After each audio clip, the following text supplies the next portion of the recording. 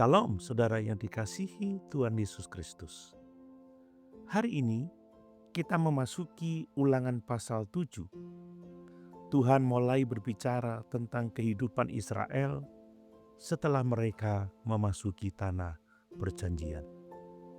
Tuhan memerintahkan agar bangsa Israel tidak membuat perjanjian dengan bangsa-bangsa Kanaan dan tidak mengikuti penyembahan berhala mereka. Sekilas, perintah ini terdengar sangat keras.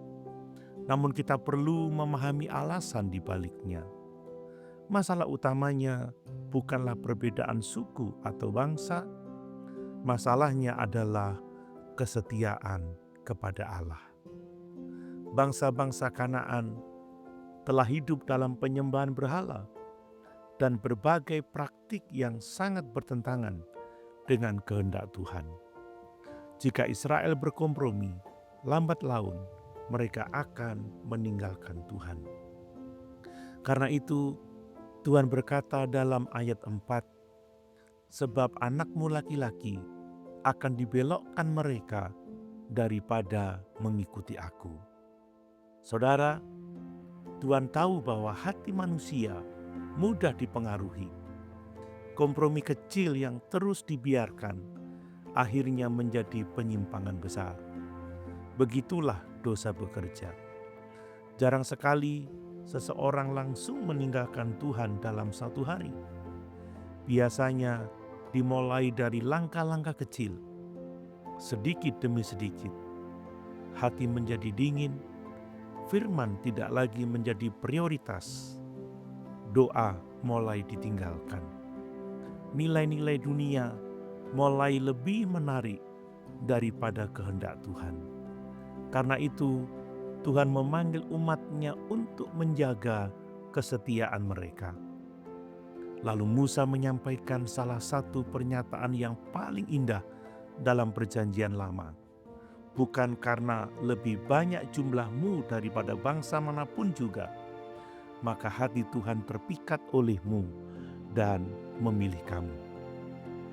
Perhatikan, mengapa Tuhan memilih Israel?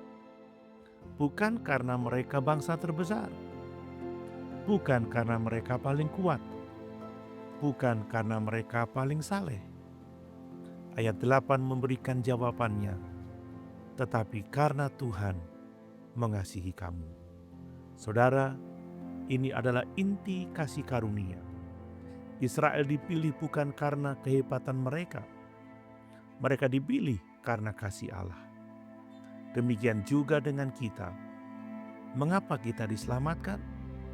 Bukan karena kita lebih baik daripada orang lain. Bukan karena kita lebih rajin beribadah. Bukan karena kita lebih benar. Kita diselamatkan semata-mata karena kasih karunia Allah di dalam Yesus Kristus. Saudara, ketika seseorang benar-benar memahami kasih karunia, ia tidak akan menjadi sombong. Ia akan menjadi rendah hati karena ia sadar bahwa semua yang dimilikinya adalah anugerah. Kemudian Musa berkata, "Ketahuilah bahwa Tuhan Allahmu, Dialah Allah yang setia." Betapa indahnya kalimat itu.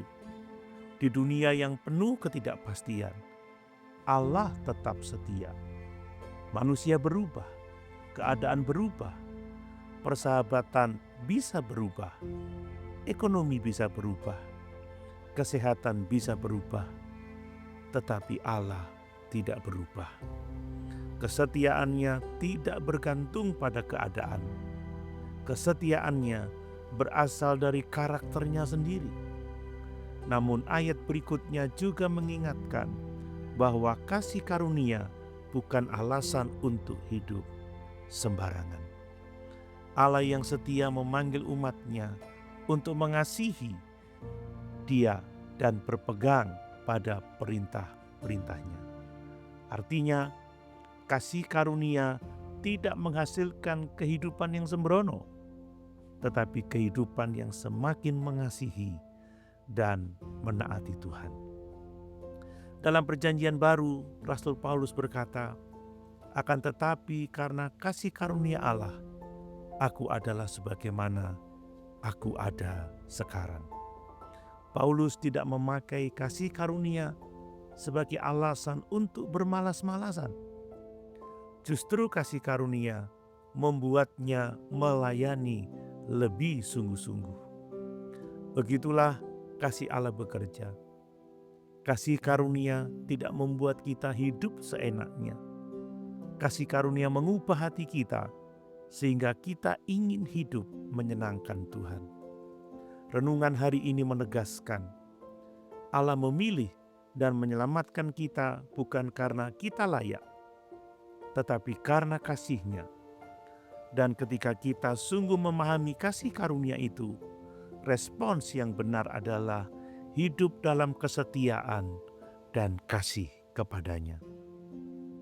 Pertanyaan refleksi bagi kita, apakah kita masih menganggap keselamatan sebagai usaha kita sendiri? Bagaimana pemahaman tentang kasih karunia Allah memengaruhi cara kita hidup setiap hari? Mari kita berdoa. Bapa yang penuh kasih, terima kasih karena Engkau mengasihi kami, bukan karena kami layak, tetapi karena kasih karunia-Mu yang besar. Ampuni kami jika kami pernah menjadi sombong atau merasa lebih baik daripada orang lain. Tanamkan dalam hati kami rasa syukur yang mendalam atas keselamatan yang Engkau berikan melalui Yesus Kristus. Biarlah kasih karunia-Mu mengubah hidup kami, sehingga kami semakin mengasihi-Mu, semakin setia kepadamu, dan semakin mencerminkan karakter Kristus dalam setiap langkah kami. Di dalam nama Tuhan Yesus, kami berdoa. Amin.